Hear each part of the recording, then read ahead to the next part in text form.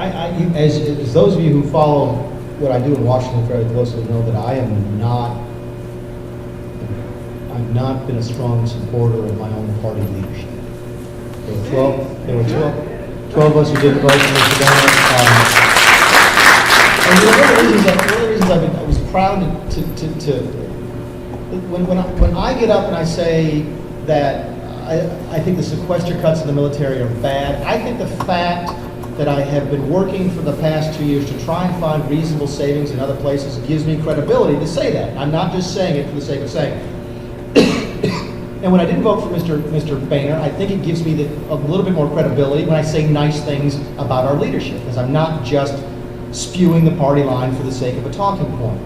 You asked a specific question: do I think that the party as a whole have the backbone to stand up for our constitutional liberties? And I think the answer to that is actually yes. The place that we break down as a party is on spending. It's not on the size of the government. There's big places, yes, we expand government. It's not the Second Amendment. It's not the Fourth Amendment. By the way, I ever see get engaged with somebody who wants to talk about limiting our Second Amendment rights. I saw Trey Gowdy do this on TV. A former prosecutor, my best friend in Washington, great member of Congress, and he said, "Look, I hear what you're saying. You know, we restrict the Second Amendment rights a little bit. Maybe it saves some lives. Hey, that's great. How about the Fourth Amendment? How about the Fifth Amendment? We could restrain, let's jury trial, habeas corpus. Tell you what, we could save a lot of lives by getting rid of those things.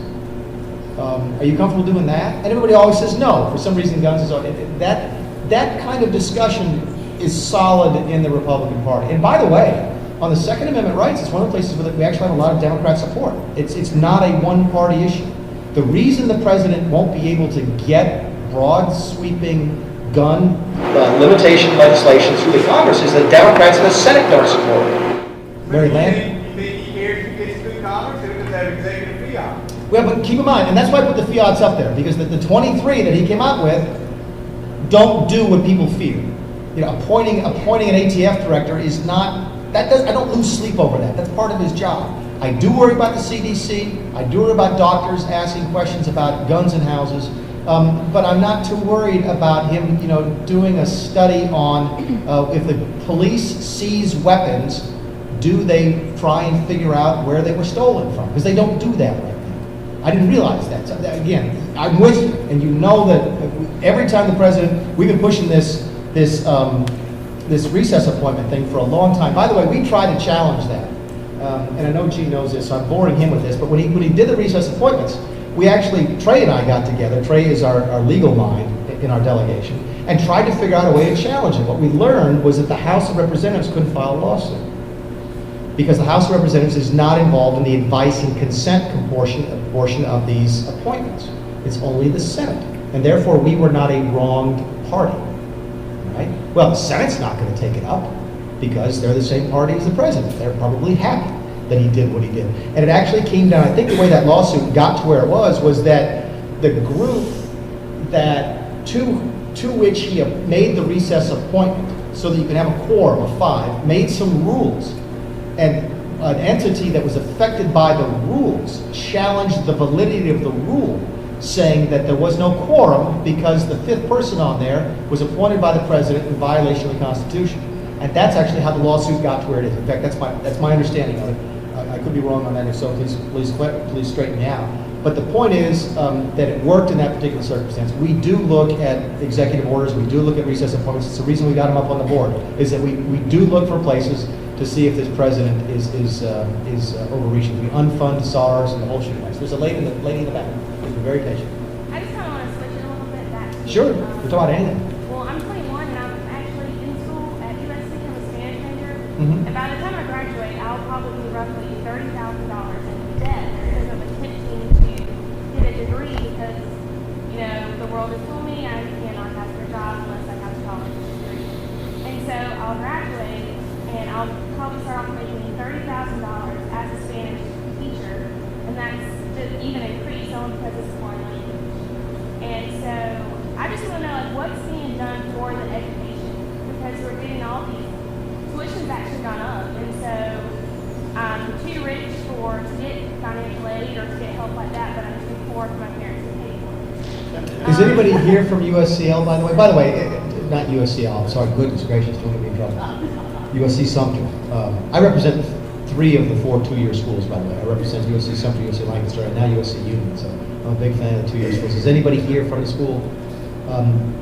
Thank you so very much to the extent you all know anybody who got us this room tonight.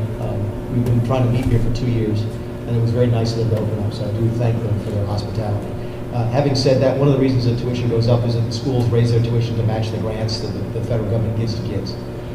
Most of the increase that the federal government gives in things like Pell Grants doesn't accrue to the benefit of the students, it accrues to the benefit of the institutions because they raise the tuition in order to gobble up all the additional funds that we give the kids. There is no easy answer to your question. It is not a new issue, by the way. I mean, kids have had debt come out of school since I was in school and probably before that. That said, the cost of an education is rising faster than inflation, in large part because of the government participation in the grants and so forth. What are we doing? Again, the federal government doesn't do much when it comes to how USC Sumter is run. This is a state institution, and the state government has a lot more say over this institution than we do. We have a fairly decent sized input into the K through 12 education through the strings that we attach to funds that go there. But we don't have a large say over the institutions of higher learning like we do over the K through 12 education. So the answer to your question is there's very little that we're doing to help you directly. What we hope to do is create a circumstance where you can go out and make more than $30,000 a year. Because you're right, that's not nearly enough money. What's poverty now, 22, 24, something like that for a single person? The number of underemployed people in this state and in this country would stun me. In fact, one of the things I'm trying to push this year is to change the way that we count unemployed so that it's a true reflection of the folks like yourself who are probably overqualified for their jobs when they get them. The real rate of that, by the way, if you take unemployed, underemployed, and then part-time by economic necessity, not by choice, that rate's almost 16% nationwide. So almost 1 in 5 people are in the same boat that you are. I'm sorry that I don't have any magic wand to wave to solve your problems. Like I said, we're hoping to create an environment in which you can do better than $30,000 a year. And by the way, the teaching is actually, if you stay in it a little bit longer, it's actually not a bad deal when you take a look at the benefits as well. I don't know what the average is. Eric, do you know the average in the state? It's 60 or 70, isn't it, once you take benefits into account? I can't remember what the number is. Is it 62? Yeah, that doesn't help you pay off your debt, but it actually pays better than people realize. Yes, ma'am.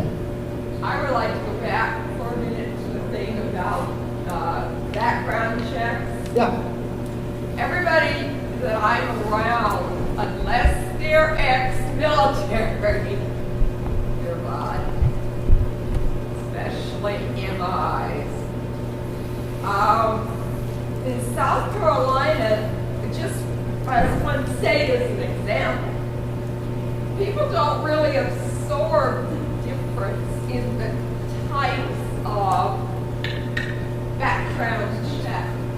And the only one that they have any feeling for is if they've been through one. And I think as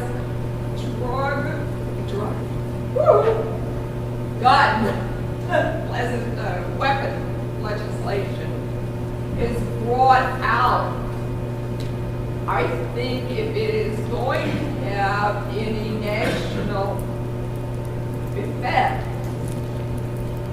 that people need to know what that investigation will include and the power it carries.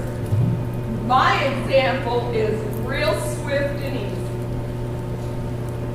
I have a CWP. There are in the state government ESS checks, SLED check, Department of Criminal Justice, and which also DJJ does the same one. It takes them 40-some days to get done. Anyhow, I went to work for the Department Department of Juvenile Justice got told, you ain't gonna be able to start because our thing is so depth and all this, and I snapped down CWP and I went to work the next morning. Because it was more. It was more in depth. It was. And I'm afraid that people respond to background check only in their knowledge. It's going to have to be delineated and explained a little more. Oh, it absolutely is. Thank you for the comment, Doctor, because Mr. Weston said the same thing, which is that I think he mentioned postpartum, which I guess is an extreme case, but what if you're going through a divorce and you're temporarily taking some anti-anxiety medicine because you're not sleeping very well because of the trauma in your life? Does that mean you're not allowed to defend yourself? Is that mental illness? I don't know the answer to that question. She raises an excellent point, and it's a message I'll take away, which is that a background check is not necessarily something that we should gloss over. That we need to understand what exactly folks are looking for. Yes, ma'am. I'm sorry? Yes, ma'am. We can't be held to any testimony against ourselves. True. Anything that will ever be used for against us. Right. So how can the federal, state, local government come in and say, you have to fill out this inside your name in order to exercise the right? Like a CWP, it's not a CWP, in fact, a contract, you hire witnesses, giving up yourself. I don't know if I've ever heard it expressed like that. What on the CW, again, my wife has one, I do not. What, that should tell you something, shouldn't it?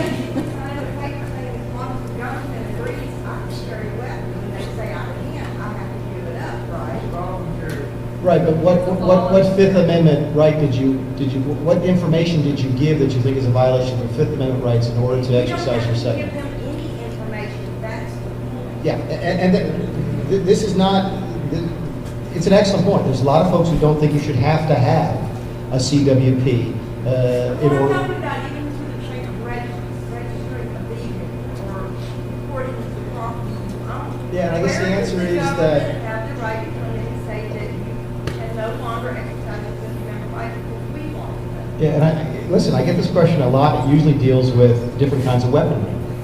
Why are machine guns illegal? Why can't I have a tank? Seriously, I get people ask all the time. No, it is, but it's real similar, which is that, Why do you have to tell the government? right. what you're doing? Why are there any fetters at all on your Second Amendment rights, is your question. Any right. Right, and that's exactly right. And I guess the answer is just the social convention over the course of the last 200 years is that we're willing to make some limitations on our own. We've banned machine guns since the 1920s. We require you to fill out some paperwork if you're going to carry a weapon. If you're going to carry a concealed weapon. And I guess that's just the type of thing that has become acceptable over the course of the last There's 2 only centuries. because the people are willing to capitulate To a certain extent, I think that's probably fair. because they can't. Even the Supreme Court said they can't pass laws or amendments to the Constitution because it's not avoidable. So how do they say you have to give up this right? No, I think the CWP legislation has been upheld. I know that the machine gun restriction has been upheld. So I don't think the Supreme Court has said that those things are repugnant to the Constitution. No, the right is not killed. I'm sorry, I can't. The right to none. Tell the government what you're doing. Who are they to come in and say you have to tell us? And again, I'm saying that. Is any of the information you ever given, if it's used against you you're under no obligation to tell them anything? Right, but I think the answer the folks will give you is you're voluntarily, you can waive any of your constitutional rights. People do it all the time. They waive the right to a jury trial. You can what's the Miranda warning? Anything you can say, you can waive your Miranda rights. So you can waive your protections. Your question, I think, is why should you have to waive them in order to carry a concealed weapon? And I just think that's become the social norm.